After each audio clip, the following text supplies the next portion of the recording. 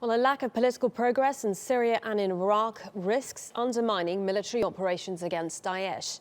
That is the verdict of a new report by the UK Parliamentary Defence Committee.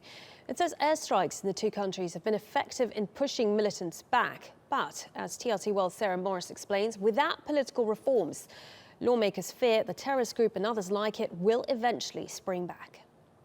Well, the report talks a lot about a lack of political process, and that political process is by no means perfect in Iraq, but it's certainly a lot more complex in Syria. The peace talks have fallen over, and even the latest ceasefire has, of course, collapsed. And the report authors are most concerned about which opposition groups the UK military is supporting in Syria. There's this great fear that even if Daesh is pushed out of Syria and pushed out of Iraq, then one of these maybe just as dangerous and maybe just as militant opposition groups will pop up and take Daesh's place, and there's a great concern that the UK military will have helped them get into that position, and there's also a concern that the UK military may be sharing its intelligence with some opposition groups that it shouldn't be sharing its intelligence with. Now, going forward, the report says they have to think about life post-Daesh. Of course, there's a concern not only that Daesh might be replaced by another militant group, but if they're pushed out of Syria, they may spring up somewhere else and go on to be just as dangerous, just not in Syria anymore.